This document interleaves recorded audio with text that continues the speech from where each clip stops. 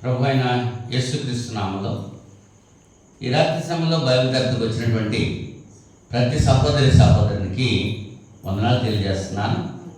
అలాగే ఆన్లైన్లో దేవునికి వాక్యం వీక్షిస్తున్నటువంటి ప్రతి సహోదరునికి చింతపల్లిలో ఉన్నటువంటి క్రీస్తు తరపుగా హృదయపూర్వకమైన వందనాలు తెలియజేసుకుంటున్నాను. ఇంతవరకు కీర్తన ద్వారా దేవుని కనపరిచాం. ఈ సమయంలో దేవుని యొక్క వాక్యం మనం ధ్యానించి పరిశీలించడానికి ప్రయత్నం చేద్దాం. దానికంటే ముందు చిన్న ప్రార్థన చేసుకుందాం.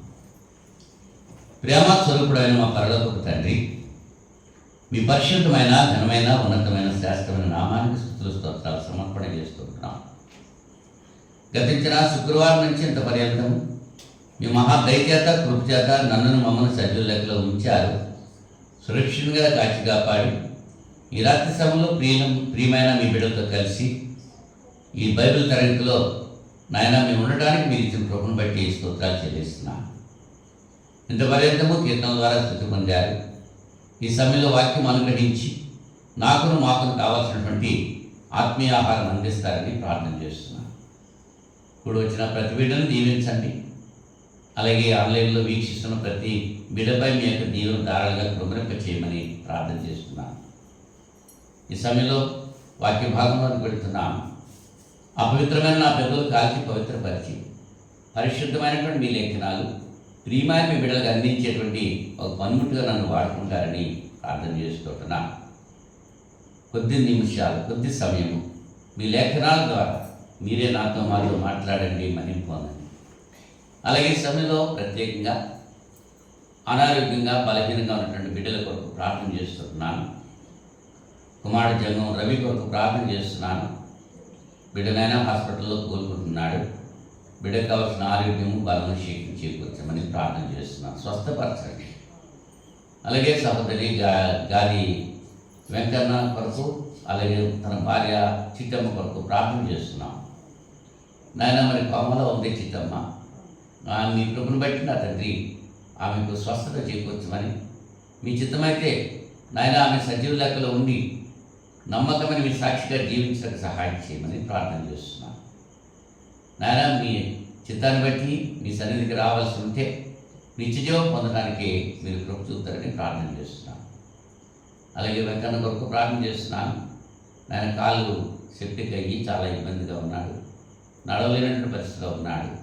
ఊరకుండే నేనే దేవుడిని తెలుసుకోండి, నిన్ను స్వస్థపరిచే యెహోవా నేనని చెప్పి మీరు సెలవిస్తున్నారు కనుక బిడ్డ మీ మీద నిరీక్షణ కలిగి విశ్వాసంతో నాయన ప్రార్థించి మీ నుంచి స్వస్థత పొందుటకు కృప చూపమని ప్రార్థన చేస్తున్నాను. నాయన ఈ సమయంలో వాక్య భాగంలోకి వస్తున్నాం. ఇంకా ఎవరైతే మా ప్రార్థన సహాయం కోరుతున్నారో వారందరి కొరకు ప్రార్థన చేస్తున్నాను.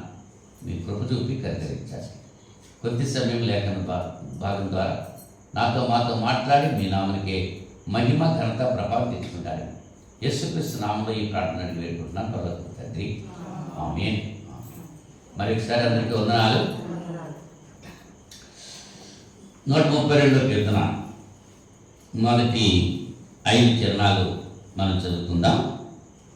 యెహోవా దావీదునకు కలిగిన బాధలన్నిటినీ అతని పక్షమును జ్ఞాపకం చేసుకున్నాను. అతడు యెహోవాతో ప్రమాణపూర్వకముగా మాట ఇచ్చి యాకోబు యొక్క బలిష్ఠుడికి మురుకుబడి చేశాను. ఎట్లనగా, యెహోవాకు నేను ఒక స్థలము చూచు వరకు, యాకోబు యొక్క బలిష్ఠుడికి ఒక నివాస స్థలం నేను చూచు వరకు నా వాసస్థానమైన గుడారంలో నేను ప్రవేశింపను. నేను పరుండు మంచం మీదకి ఎక్కను, నా కనులకు నిద్ర రానియను, నా కనురెప్పలకు కునికిపాటు రానియను అని దేవుడు తన వాటిని దీవించింది. దావీదు యాత్ర కీర్తన ఇది. దేవుని సన్నిధిలో ప్రార్థన చేస్తూ ఉంటున్నాడు. దేవుని యొక్క మందస్సం తీసుకురావటానికి బయలుదేరారు. బయలుదేరిన తర్వాత ఆ ఉజ్జ కళ్ళంలో ఎద్దు కాలు జారి పడిపోవడానికి సిద్ధంగా ఉంటే ఉజ్జి అనేవాడు ఆ మాంసాన్ని పట్టుకున్నాడు. పట్టుకుంటే వెంటనే అక్కడికక్కడ అతడు చనిపోయాడు. ఇంచేతంటే మందస్సాన్ని తేవాల్సిన రీతిగా తేవట్లేదు వాళ్ళు, దేవుని యొక్క మందస్సు. అంచేది అక్కడ విడిచిపెట్టేస్తే అది ఎక్కడి పోయింది? ఎప్రాతాలో ఉంది, అది పొలంలో దొరికింది, అక్కడ ఉండిపోయింది. ఒబేలేదు అనేటువంటి ఒక ఆయన ఆ మందస్సాన్ని ఇంట్లో పెట్టుకున్నాడు.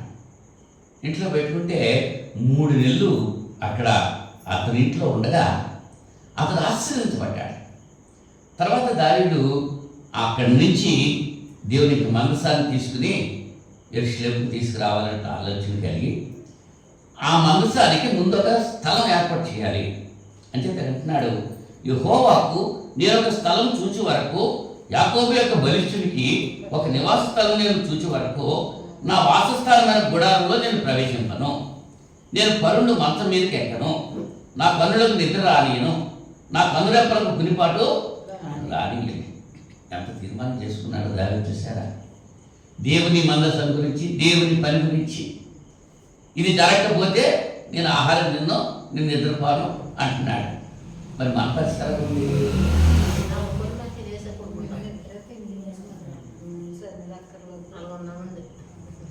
దేవునికి స్థలం ఇవ్వాలి, దేవునికి వేరొక స్థలం నేను చూడాలి. ఆ తాపత్రయము దావీదులో ఉంది. ప్రభువుకు సాదృశ్యమైనటువంటి పౌరు ముందు చూశారు.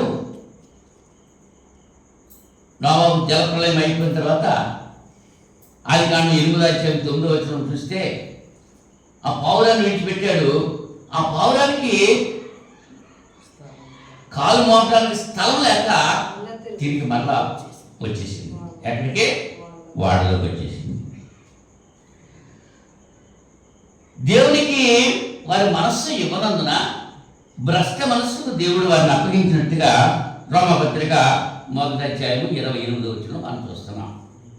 రోమపత్రిక 1:28 వాళ్ళ హృదయాల్లో దేవునికి చోటు లేదు. అందుచేత భ్రష్ట మనస్సుకు దేవుడు వారిని అప్పగించాడు. అదే పరిస్థితి ఈ దినాల్లో కూడా జరుగుతోంది. దేవునికి మన హృదయాల్లో స్థలం లేదు. అందుచేత దేవుడు భ్రష్ట మనస్సుకు మనల్ని అప్పగించేస్తాడు. చూడండి, రోమపత్రిక 1:28 మరియు వారు తమ మనస్సులో దేవునికి చోటు ఇయ్యనెల్లకపోయేది కనుక చేరాని కార్యములు చేయుటకు దేవుడు భ్రష్ట మనసుకు వారిని అప్పగించాడు. దేవుని పని చేయాలని దేవుని ఆలోచన మనలో ఉంటే మనం భ్రష్టులు అయ్యేటువంటి అవకాశం ఉండదు. దేవుని పని కంటే మన పనే ఎక్కువ, దేవుని కంటే మన మనస్సుకమే ఎక్కువ అనేటువంటి ఆలోచన కలిగి ఉంటే దేవుడే భ్రష్ట మనస్సు పంపించాడు అనేటువంటి విషయాన్ని ఇక్కడ చూస్తున్నాం. యేసు ప్రభువు చెప్తున్నారు మత్తయి సువార్త 8:20 నక్కలకు బొరియలు ఉన్నాయి, ఆకాశ పక్షులకు గుళ్ళు ఉన్నాయి, మనిషి కుమారుడు తలవరుచుకుంటాకి స్థలం లేదు అన్నాడు. యేసు ప్రభువే తనంతరాలు చెప్పిన మాట. ఒక ఆయన అంటున్నాడు, నువ్వు ఎక్కడికి వెళ్తే అక్కడికి నేను వస్తాను బాబు అని అడుగుతున్నాడు. యేసు ప్రభువు అప్పుడు చెప్పారు, అసలు నాకేం ఉంటాకి స్థలమో లేదు, నువ్వు వచ్చి నేను నా దగ్గర ఏం చేస్తావు అని అడుగుతున్నాడు. నక్కలకు బొరియలు ఉన్నాయి, ఆకాశ పక్షులకు గూళ్ళు ఉన్నాయి, మనిషి కుమారుని తలవాల్చుకుంటా కూడా స్థలం లేదు భూమి మీద. ఉందా? యేసు ప్రభు పుట్టినప్పుడు కూడా ఆయనకి సత్రంలో స్థలం లేదండి. 3వ అధ్యాయము లూకాసు వార్త 2వ అధ్యాయము లూకాసు వార్త 2వ అధ్యాయము లూకాసు వార్త 2వ అధ్యాయము 7వ వచనం లూకాసు వార్త 2వ అధ్యాయము 7వ వచనంలో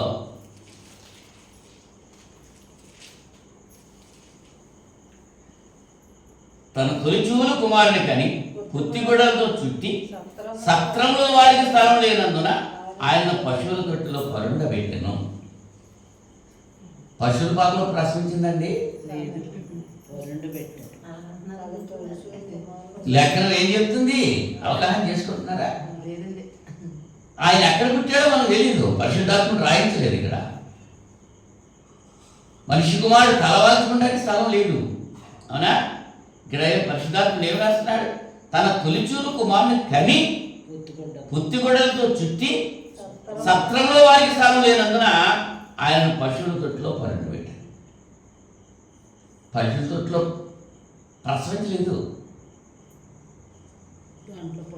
దాంట్లో పడుకోబెట్టాడు. కారణం ఏంటంటే సత్రంలో స్థలం లేదు. సత్రంలో అనేక స్థలాలు ఉన్నాయి, కానీ యేసు ప్రభుకి స్థలం లేదు. మన సత్రం ఉంది, మన హృదయం ఉంది, అన్నిటికీ స్థలం ఉంది. దేవుడికి మాత్రం స్థలం లేదు. ఉందా? హృదయంలో చోటు ఉందా అని అడుగుతున్నాడు. నీ హృదయంలో నా చోటు కావాలని అడుగుతున్నాడు. ఆయన హృదయం అనేది తలుపు దగ్గర నిలిచి తట్టుతున్నాడు. ప్రకటన గ్రంథం 3వ అధ్యాయంలో మనం చూస్తున్నాం. ఎవడు ఆయన స్వరం విని తలుపు తీస్తాడో ఆయన లోపలికి వచ్చి నివాసం చేస్తాడు, భోజనం చేస్తాడు. ప్రభుకు స్థలం లేదండి. హృదయంలో నిండిపోయి ఉన్నాయి. మార్క్స్ వార్త 7:21 చెడుతనం అంతా కూడా నిండిపోయింది హృదయంలో. కానీ యేసు ప్రభుకు మాత్రం చోటు లేదు. యేసు ప్రభుకి స్థలం ఇస్తే ఏం జరుగుతుందో అనేటువంటి విషయాన్ని ఈ రాత్రి సమయంలో మనం ఆలోచించేద్దాం. యేసు ప్రభుకి స్థలం ఇస్తే, అవునా? ప్రకటన గ్రంథం 3:20 ఏం చెప్తున్నాడు? ఇదిగో నేను తలుపు దగ్గర. ఏ తలుపది? హృదయము. నీ హృదయాన్ని తట్టుతున్నాడు. నీ హృదయంలో ఆయనకు చోటిస్తావా? నీ హృదయంలో ఆయనకు చోటిస్తే నువ్వు పొందేటువంటి మేలు ఏమిటో ఈ రాత్రి సమయంలో ఆలోచన చేయడానికి ప్రయత్నం చేద్దాం. లూకా సువార్త 19వ అధ్యాయము. లూకా సువార్త 19వ అధ్యాయం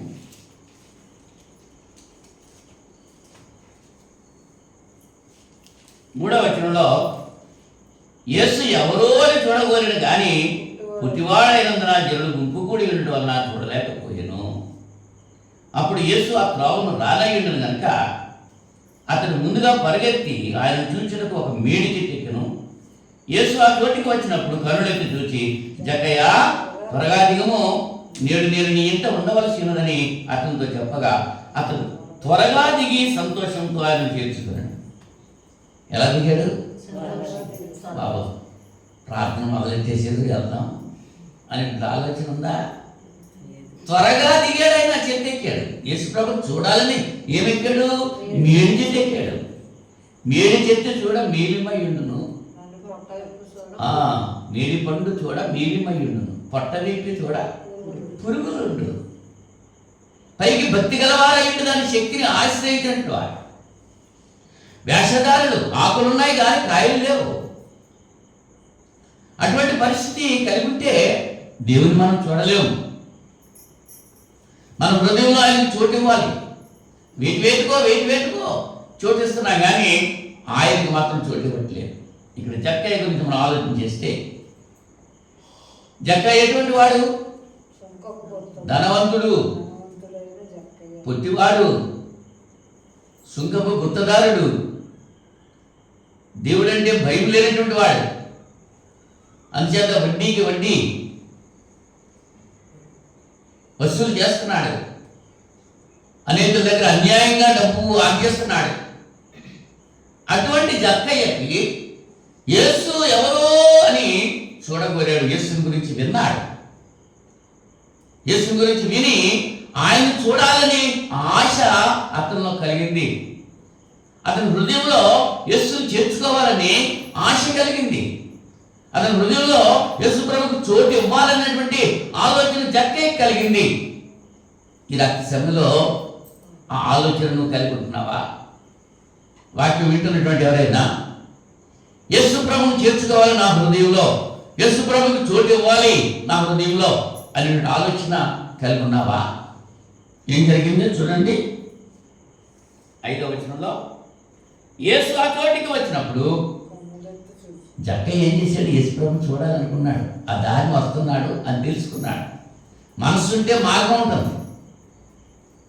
మనస్సుంటే మార్గం ఉంటుంది. యేసును చూడాలనేటువంటి ఆశ అతనిలో ఉంది కాబట్టి అతడు తెలుసుకున్నాడు. యేసుప్రభు ఆ దారిని వస్తున్నాడని తెలుసుకున్నాడు. కింద ఉంటే కనపడడం జనసమూహం కదా. పైకి ఎక్కుదామని ఏం ఎక్కాడు? మేడి చెట్టు ఎక్కాడు. ఇవాళ మేడి చెట్టు మతానికి సాదృశ్యం. దేవుల్లో ఉండాలని, దేవుని బిడ్డలుగా ఉండాలని ఆశపడుతూ జీవించేటువంటి వారు మతాలను అడ్డుపెట్టుకుంటున్నారు. మతాలన్న ఎవరి మతం వాళ్ళది. మత సిద్ధాంతాలు మతాల్లో కలుపుకుంటున్నారు. అవునా? మతంలో కలిసిపోయి మత ప్రకారంగా, మత సిద్ధాంతం ప్రకారం జీవిస్తున్నారు. మరి క్రైస్తవ్యం అన్నది మతం కాదు, ఇది ఒక మార్గం. దేవుడి దగ్గరికి వెళ్ళేటువంటి మార్గం అనేటువంటి ఆలోచన ఎంతమంది కలుగుతున్నారు? ఇది మా మతం అంటే ఇది క్రైస్తవ మతం, ఎవరో అంటరాని వాళ్ళ మతం అని అనుకుంటున్నారు.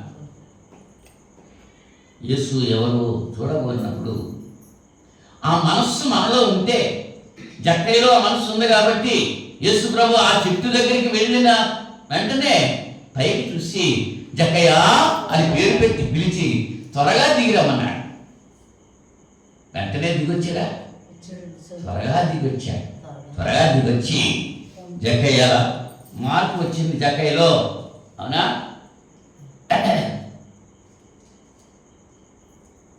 ఏమని మార్పు వచ్చింది అక్కడ? 8వ వచనం చూడండి. జక్కయ్య నిలబడి, ఇదిగో ప్రభువా, నా ఆస్తిలో సగం బీదలకు ఇస్తున్నాను. నేను ఎవరి యొద్దనైనా అన్యాయంగా దేనినైనా తీసుకునేలా అతని 4 గంటలు మరలా చెల్లించును అని ప్రభుతో చెప్పారు. అందుకు యేసు, ఇతడును అబ్రహాము కుమారుడే, ఎందుకనగా నేడు ఈ ఇంటికి రక్షణ వచ్చి ఉన్నది. జక్కయ్య తన జీవితాన్ని మార్చుకున్నాడు. యేసు ప్రభువును తన హృదయంలో చేర్చుకున్నాడు. ఒక తీర్మానం చేశాడు. మాటలు చేతలు కాదు, చేతలు చేయాలి. క్రైస్తవుడిగా నువ్వు క్రీస్తును అంగీకరించినప్పుడు క్రీస్తుని పోలి నడుచుకోవాలనంటే క్రీస్తు బోధ యందు నిలిచి ఉండాలి. క్రీస్తు బోధ యందు నిలిచి ఉండగా దాన్ని విడిచి ముందుకు సాగు ప్రతివాడు శాపగ్రస్తుడు. శాపం పొందుతున్నారు చాలా మంది. ఇవాళ ఆదివారం కూడా ఆరాధన మానేసి శాపాలే పొందుతున్నారు తప్ప దీవెనలు ఏమాత్రం రావు. కారణం ఏంటి? కారణం ఏంటి? ఎవరిని వెతుకుతున్నావు? నీ హృదయంలో ఎవరికి చోటు ఇచ్చావు? దేవుని కంటే ఎక్కువగా దేవుని ప్రేమించినా అది విగ్రహాలనే దేవుడు ఇష్టపడతావు. నేను తప్ప వేరొక దేవుడు నీకు ఉండకూడదని చెప్పన్నాడు ఆయన. ఉంటే ఏమవుతావు? సర్వనాశనం అయిపోతావు. అంతే అనుకుంటున్నారు చాలామంది. ధనవంతులు అవ్వాలని ప్రయాసపడేవారు ఊరిలో చిక్కుపోతున్నారండి. మొట్టమొదటి బాగానే ఉంటుంది, ఉండే రోజులు ఏమైపోద్ది? యేసు ప్రభువు చెప్పారు అదే, విశాల మార్గంలో ప్రవేశించొద్దు. విశాల మార్గంలో అనేకులు ప్రవేశిస్తారు. ఆ విశాల మార్గం వెళ్ళే కొద్ది ఏమవుతుంది? ఇరుకైపోతుంది. మొట్టమొదటి విశాలంగా ఉంటుంది. కానీ ఇరుకు మార్గంలో పోరాడాలి. ఇరుకు మార్గంలో ప్రవేశించడానికి పోరాటాలే. జీవితం అంతా పోరాటం. అక్కడ నువ్వు ఏమేమి చేసినా ఇబ్బంది ఏమన్నది, కానీ యేసు ప్రభువును నువ్వు చేర్చుకుంటే నీకు ఇబ్బంది వస్తుంది. యేసు ప్రభువుని రక్షగా నువ్వు అంగీకరిస్తే లోకం నిన్ను ద్వేషిస్తుంది. కారణం ఏంటంటే లోకం యేసు ప్రభువుని ద్వేషిస్తుంది కాబట్టి ఆయన అంగీకరించిన వాడు కూడా లోకం ద్వేషిస్తుంది. ద్వేషించినా మనం 10 దినాల శ్రమ తట్టుకోవాలి. అంతవరకు మనం సహించుకుంటే జీవకిరీటం ఇస్తానన్నా. జక్కయ్య యేసు ప్రభువుకి తన హృదయంలో చోటించినందువల్ల తన ఇంటికి రక్షణ వచ్చింది. ఏమొచ్చిందమ్మా?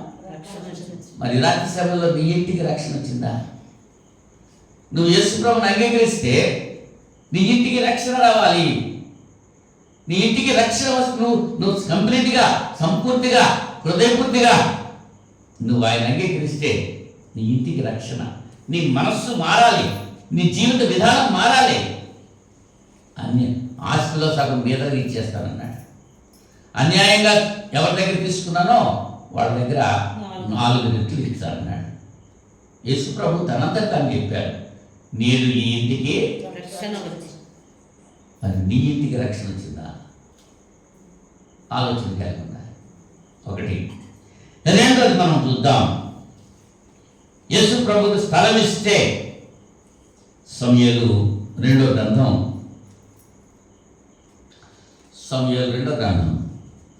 6వ అధ్యాయం.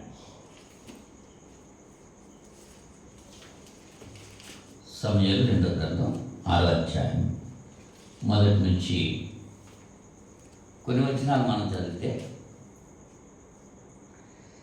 తర్వాత దావీదు ఇజ్రాయేలీలో 30,000 మంది శూరులను సమకూర్చుకొని బయలుదేరి కెరూబుల మధ్య నివసించు సైన్యములకు అధిపతి యెహోవా అను తన నామం పెట్టబడిన దేవుని మందసమును అచ్చట నుండి తీసుకుని వచ్చటకై తన యొద్ద ఉన్న వారందరితో కూడా బాయిలా యెహూదాలో నుండి ప్రయాణమయ్యారు. వారు దేవుని మందసము కొత్త బండి మీద ఎక్కించి గిబియాలో ఉన్న అబీనాదాబు యొక్క ఇంటిలో నుండి తీసుకుని రాగా, అబీనాదాబు కుమారులకు ఉజ్జాయును అహ్యోయును ఆ క్రొత్త బండిని తూరిది. దేవుని మందసము గల ఆ బండిని గిబియాలోని అబీనాదాబు ఇంట నుండి తీసుకుని రాగా, అహ్యో దాని ముందర నడిచెను. దావీదును ఇశ్రాయేలులందరూ సరళ వృక్ష కర్రతో చేయబడిన నానావిధములైన సితారాలను, స్వరమండలములను, తంబురులను, మృదంగములను, పెద్ద తాళములను వాయించుచు యెహోవా సన్నిధిని నాట్యమాడుచుండిరి. వారు నాకోను కళ్ళము దగ్గర వచ్చినప్పుడు ఎడ్లకు కాలు జారినందున ఉజ్జా చేయి చాపి దేవుని మందసమును పట్టుకొనగా యెహోవా కోపము ఉజ్జా మీద రగులుకొనెను. అతడు చేసిన తప్పును బట్టి దేవుడు ఆక్షరం ఉండి అతను మొత్తగా అతడు అక్కడనే దేవుని మందసమును వద్ద పడి చనిపోయాడు. యెహోవా ఉజ్జాకు ప్రాణోపద్రవము కలుగజేయగా దావీదు వ్యాకులు పడి ఆ స్థలమునకు పెరెజ్ ఉజ్జా అని పేరు పెట్టారు. నేటికి దానికి ఆ పేరే కలదు. ఆ దినమున యెహోవా మందసము నా యొద్ద ఎలాగును అనుకుని దావీదు యెహోవాకు భయపడి యెహోవా మందసమును దావీదుపురంలోనికి తన యొద్దకు తిప్పింపనొల్లక గిత్తీయుడకు ఓబేదెదోము ఇంటి వరకు తీసుకుని అచ్చట ఉంచెను. యెహోవా మందసము 3 నెలలు గిత్తీయుడకు ఓబేదెదోము ఇంటిలో ఉండగా యెహోవా ఓబేదెదోమును అతని ఇంటి వారందరినీ ఆశీర్వదించెను. దావీదేమో భయపడిపోయాడు, ఓబేదెదోమేమో ఇంట్లో పెట్టుకున్నాడు. దేవుని మందసము ఎక్కడ ఉంటే అక్కడ ఆశీర్వాదాలు. మరి నీ ఇంటిలో మందసం ఉందా?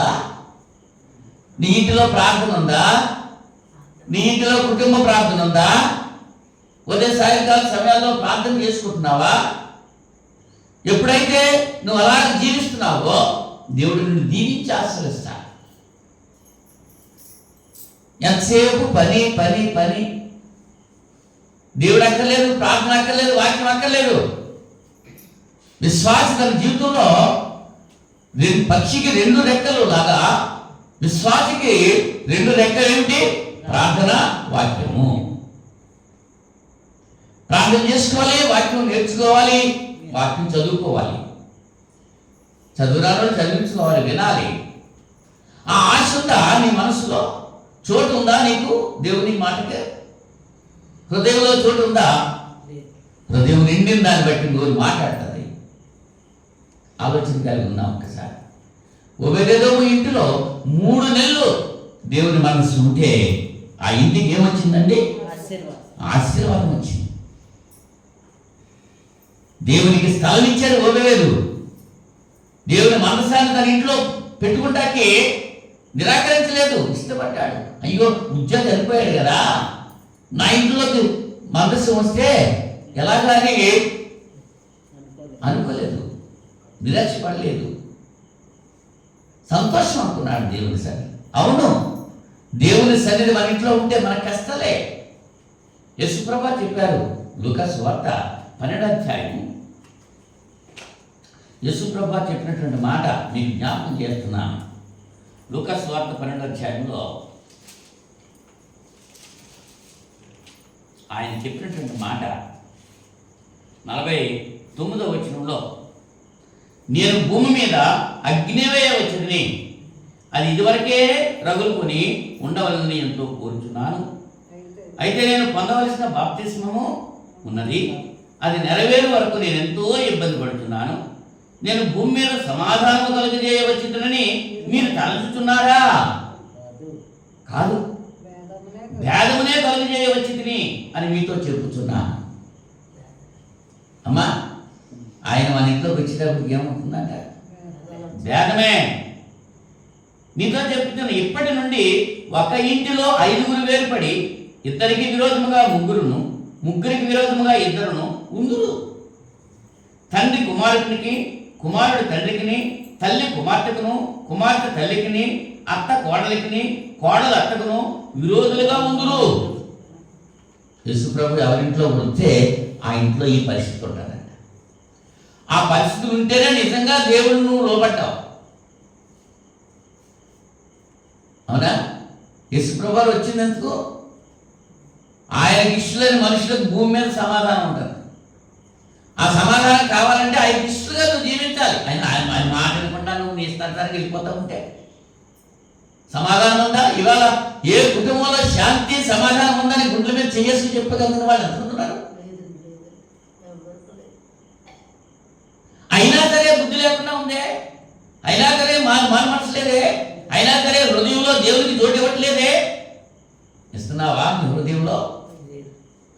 ఒబేదేదు దేవుని మందసానికి చోటు ఇచ్చినందువల్ల ఆ ఇంటికి ఆశీర్వాదం వచ్చింది. జక్కయ్య దేవునికి తన ఇంటిలో, తన హృదయంలో చోటు ఇచ్చినందువల్ల తన ఇంటికి రక్షణ వచ్చింది. రక్షణ, ఆశీర్వాదం. లూకా సువార్త 5వ అధ్యాయం. లూకా సువార్త 5వ అధ్యాయం. యేసుప్రభుని పేతురు గారు అడుగుతున్నాడండి, ప్రభువా మేము అన్నీ విడిచిపెట్టేసావు నీ కొరకు, మాకేంటి అని అడుగుతున్నాడు. అక్కడ లూకా సువార్త 5వ అధ్యాయం మొదటి 11 వచనాల్లో మనం చూస్తే 5వ అధ్యాయం మొదటి నుంచి, జనసమూహము దేవుని వాక్యము వినుచు ఆయన మీద పడుచుండగా ఆయన గిన్నెసరెత్తు సరస్సు తీరమున నిలిచి ఆ సరస్సు తీరమున ఉన్న 2 దోణులను చూచెను. జాలరులు వాటిలో నుండి దిగి తమ వలలు కడుగుతుంది. యేసు ప్రభువుని శిష్యులు ఏర్పాటు చేసుకునేటువంటి ముందు జరిగిన సంఘటన. జనసమూహాన్ని వాక్యం బోధించారు. 2 పడవలుంటే ఆ పడవకి వెళ్ళి కూర్చుని దేవుని యొక్క మాట చెప్పారు. దోణెలో నుండి జనసమూహములకు బోధించుతూ ఉండేది. ఆయన బోధించడం చాలించిన తర్వాత, నీవు దోణెను లోతులకు నడిపించి చేపలు పట్టడానికి మీ వలలు వేయడని సీమోనుతో చెప్పగా, సీమోను ఏలినవాడా, రాత్రంతా మేము ప్రయాసపడుతుంది కానీ మాకేమీ దొరకలేదు, అయినను నీ మాట చొప్పున వలలు వేతును అని ఆయన తెలియదు. ఎవరి మాట? జాలరులు వలలు రాత్రంతా వేస్తూ ఉంటారు. ఆ రాత్రి చీకటిలో ఆ వలలో ఏం పడుతున్నాయో వాళ్ళకి తెలియదు. కానీ ఓపికతో వలేస్తున్నాడు.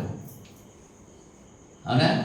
ఇక్కడ సముద్రంలో పేతురు రాత్రంతా శ్రమ పడ్డానయ్యా, ఒక్క చేప కూడా నాకు పడలేదు, అయినా నీ మాట చొప్పున వేస్తాను. ఎవరి మాట? దేవుని యొక్క మాట, క్రీస్తు ప్రభు యొక్క మాట. నీ మాట చొప్పున వల వేస్తాను అని చెప్పి వలలు వేస్తే 6వ వచనంలో వారు అలాగూ చేసి విస్తారమైన చేపలు పట్టి అందుచేత వారి వలలు పిగిలిపోతున్నాయి. వలలు పిగిలిపోయేటట్టు చేపలు పడతాం. వారు ఇంకొక దూరంలో ఉన్న తమ పాలివారు వచ్చి తమకు సహాయం చేయాలని వారికి సంజ్ఞలు చేసిరి. వారు వచ్చి 2 దోణులు కొనుగినట్లు నింపిరి. సీమోను పేతురు అది చూచి యేసు మోకాళ్ళ ఎదుట సాగిలపడి, ప్రభువా నన్ను విడిచిపోము, నేను పాపాత్ముడు అంటున్నాడు. అవునా? ఇంచేత ఒప్పుకుంటున్నాడు. ఇప్పుడు తన జీవితంలో అన్ని చేపలు పట్టమన్నదే చూడలేదు. అందులోకి ఆ రాత్రే అక్కడే చేశారు. కానీ ఒక్క చేప కూడా పడలేదు. కానీ యేసుప్రభు యొక్క మాట, అంటే పేతురు క్రీస్తు యొక్క మాటను తన హృదయంలో చేర్చుకున్నాడు. ఆయన చెప్పినట్లుగా చేశాడు. నీ మాట చొప్పున నేను చేస్తాను అంటంతోటే సమృద్ధిగా చేపలు పడ్డాయి. మరి మనం ఆయన మాట చొప్పున చేస్తున్నామా? మన జీవితాల్లో మన ఇష్టాచారంగా మనం ఆలోచించే కలిగి ఉంటారు. కానీ ఏ కార్యక్రమం చేసినా మన ఇష్టమే, దేవుని మాటకు లోబడతలేదు, దేవుని పనికి సహకరించట్లేదు, దేవుని పనిలో ఉండట్లా. ఆదివారాలు కూడా మానేసి సొంత పనులే చేసేసుకుంటున్నాను. మనం కాదు, చాలామంది. ఇంచేతంటే పిలువబడ్డ వాళ్ళు అనేకులు, ఏర్పరచబడిన వారు కొద్దిమందే. దేవుని కుమారుడు పిలిచి రెండో రాకడ సమీపంగా ఉంది. ఆయన అంటున్నాడు, నేను వచ్చేటువంటి సమయంలో విశ్వాసుల్లో విశ్వాసం కనుగొందనా అంటున్నాడు. విశ్వాసుల్లోనే విశ్వాసం లేదంట. నీతి బీరకాయలో నెయ్యి ఎంత ఉంటుంది అమ్మా? పేరే నీతి బీరకాయ, పేరులో ఉంది నెయ్య, కానీ దాంట్లో లేదు నెయ్య. క్రైస్తవులను పిలవబడుతున్నాం కానీ క్రైస్తవ జీవితం లేదు, క్రీస్తుకు లోబడే స్వభావం లేదు. ఉంటేనే జీవించబడతాం, ఉండాలని కోరుకుంటున్నాడు ఆయన. నా మాట విని నన్ను పంపిన వారి విశ్వాసం ఉంచేవాడు నిత్య జీవం పొందుతాడు. ఎవరు చెప్తున్నారు? యేసుప్రభు చెప్తున్నారు. నా మాట విని నన్ను పంపిన వారి విశ్వాసం. యేసుప్రభుని ఎవరు పంపారు? తండ్రి అని దేవుడు పంపించాడు. తండ్రి అని విశ్వాసం ఉంచాలి, వాడే నిత్య జీవం పొందుతాడు. ఖచ్చితంగా చెప్పాడు.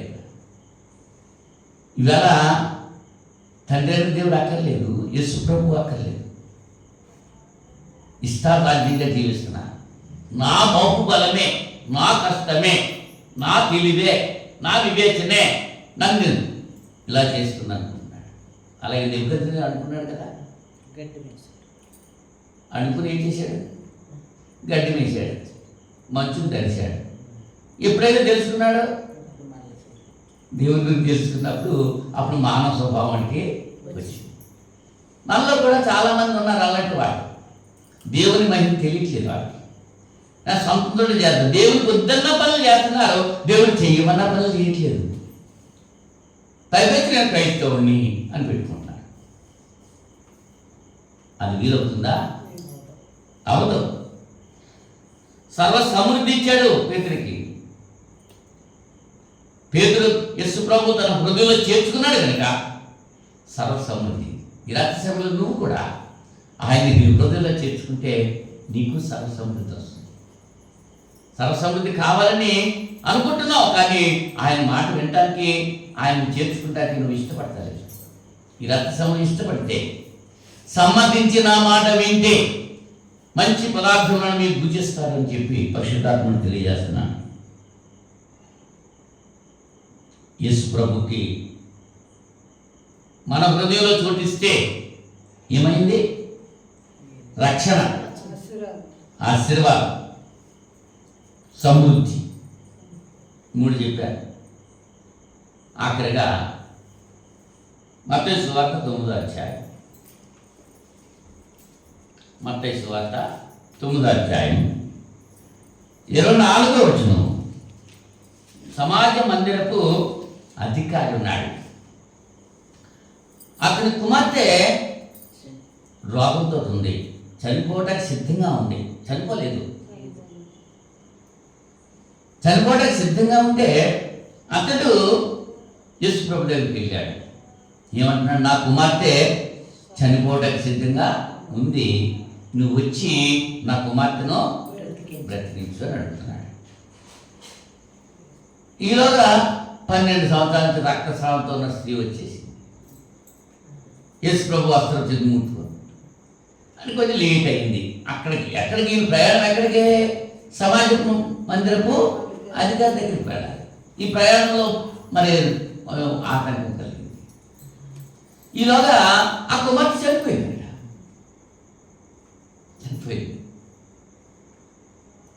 ఆ పనివారు ఈ సమాజ మందిరపు అధికారితో చెప్తున్నారు, అయ్యా నీ కుమార్తె చనిపోయింది, ఇంకా వాదుకుని ఇంకా నువ్వు ఇబ్బంది పడుతున్నందుకు ఆయన ఇంటికి తీసుకొచ్చినందుకు అని చెప్పి అంటున్నా. అప్పుడు యేసుప్రభు ఏమన్నారు? అమ్మా కాదు, ఇంకా దానికంటే ముందు అంతకుముందు ఏమన్నాడు? నమ్మిక మాత్రం ఉంచుము, భయపడకు, నమ్మిక మాత్రం ఉంచు అని చెప్పన్నాడు. అతను ఇంటికి వెళ్ళారు. ఇంటికి వెళ్తే ఏమైంది? చనిపోయిన కుమార్తె స్నానం చేయించేశారు. శవానికి స్నానం చేయించి గదిలో పెట్టారు. గదిలో పెడితే ఆ గదిలోకి జనం ఉన్నారు.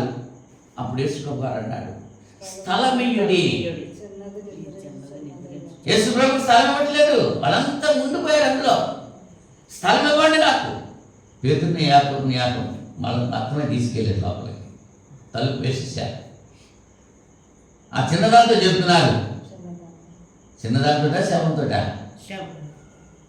శవంతో చెప్తున్నాడు. చిన్నదానాలే అని చేయి పట్టుకునేటప్పటికి ఆమె లేచి. ఇక్కడ మనం ఆలోచించాల్సింది ఆ చిన్నదాని యొక్క తండ్రిలో ఏముంది? ప్రభువుని గురించి విశ్వాసం. ఆయన అదే చెప్పాడు, నువ్వు భయపడకు, నమ్మిక మాత్రం ఉంచుము. అక్కడికి వెళ్ళి నాకు స్థలం ఇవ్వండి, మీరు అందరూ ఇందులో ఉంటే నేను లోపలికి వెళ్తానికి అవకాశం ఉంటుంది అని చెప్పి స్థలం ఇయ్యడి. యేసుప్రభుకి స్థలం ఇస్తే, మన హృదయంలో ఆయనకి స్థలం ఇస్తే మనకేముంది? స్వస్థత. చనిపోయిన కుమార్తె బ్రతికింది, ఆయనకు స్థలం ఇచ్చారు కనుక బ్రతికింది. నీ హృదయంలో ఆయనకు చోటిస్తే నువ్వు బ్రతుకుతావు, నువ్వు స్వస్థపరచబడతావు. కేవలం స్వస్థత కొరకు, అవసరాల కొరకు, ఆపుదల కొరకు దేవుని సన్నిధికి రావాలని వస్తున్నారు తప్ప నిత్యజీవం పొందాలి అనేటువంటి ఆలోచనతో వచ్చేవారు ఎంతమంది ఉన్నారు? సరదాకు వచ్చేవారు కొంతమంది, పండుగలకి సంవత్సరానికి కూసేవారు వస్తారంటారు. పండుగ క్రైస్తవులు వచ్చే వాక్యం అంటే ఇక వాక్యం అట్టలేదు.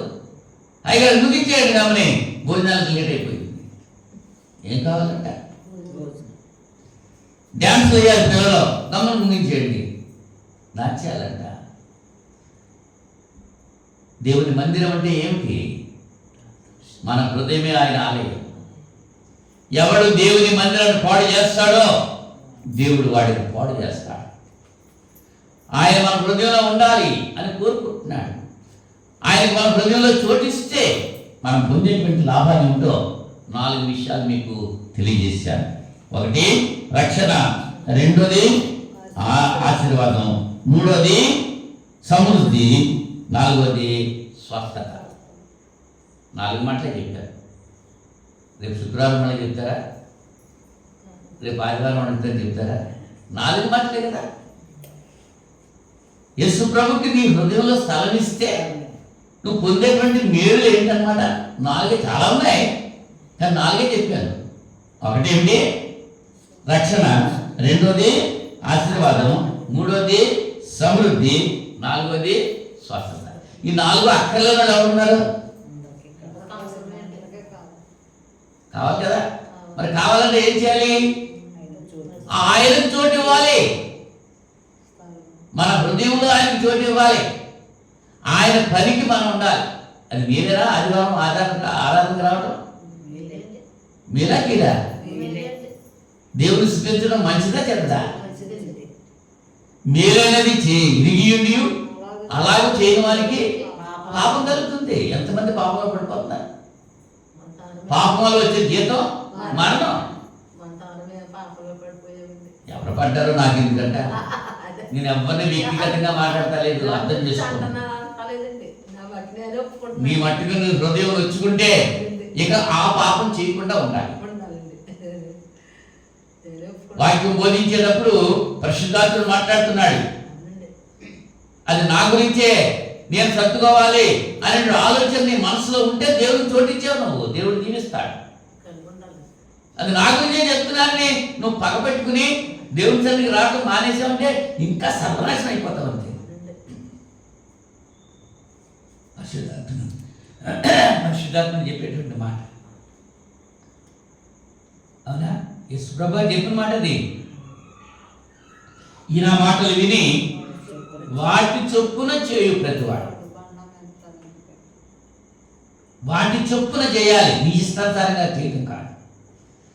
దేవుడు పరిశుద్ధుడు, ఆయన కుమారుడు క్రీస్తు పరిశుద్ధుడు, ఆదరణకర్త పరిశుద్ధాత్ముడు పరిశుద్ధుడు, ఆయన ఇచ్చిన వాక్యం పరిశుద్ధమైంది. ఆయన బిడ్డలుగా మనం కూడా పరిశుద్ధంగా ఉండాలి దేవుడు కోరుకుంటున్నాడు. అలాగే మనం వల్ల అవ్వలేదు, ధర్మశాస్త్ర ప్రకారంగా మనం రక్షించబడలేదు. అంచేత దేవుడు తన కుమారుడైన క్రీస్తుని ఈ లోకానికి పంపి ఆయన శిలువ మరణ పునరుద్ధరణ ద్వారా మనకు రక్షణ చేయించారు. ఎందరూ యేసుని అంగీకరిస్తారో వారందరూ దేవుడి కుమారులు అవడానికి అధికారం ఇచ్చారు. యేసు ప్రభు అందుకే ఈ లోకానికి వచ్చారు. యేసు ప్రభు మన ఇంట్లోకి వస్తే మనకి ఏం జరుగుతుంది? అత్త కోడళ్ళకి, తండ్రి కొడుకులకి సమాధానం ఉందా? కారణం అంటే తెలుసా? కుటుంబంలో ఒక్కలే నమ్ముకున్నారు, కనవాళ్ళు నమ్మలేదు. వీడేమో బైబిల్ చదువుకుంటాను, ప్రార్థన చేసుకుంటుంటారు. ఆయనేమో నేను బొట్టెడతాను, కట్ట కొడతాను, కొబ్బరికాయ కొడతాను అంటారు. మరి ఇద్దరికి ఏమైంది? కలహం. లూదియా రక్షించబడ్డది, ఆమె హృదయం తెరవబడ్డది, దేవుని మాట ఆమె హృదయంలో ప్రవేశించింది. ఆమె ఇంటి వారందరినీ రక్షణలో నడిపించింది. మరి మనం ఏం చేస్తున్నాం? నా మట్టికి నేను వస్తున్నాను అన్న వాళ్ళ గురించి ఏం చెప్తున్నాడు?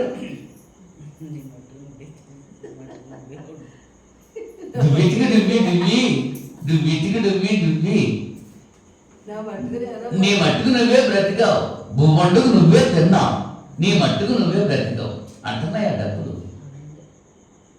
ఒక్కడిగానే వెళ్తావు, ఒక్కడిగానే వచ్చావు, ఒక్కడిగానే వెళ్తాం. ఉన్నప్పుడు మనం ఇచ్చే లోకంలో బ్రతికి ఉన్నాం. ఇప్పుడే బ్రతికి ఉండగానే చనిపోయిన తర్వాత ఏం చేయలేము. ఏం చేయగలవా?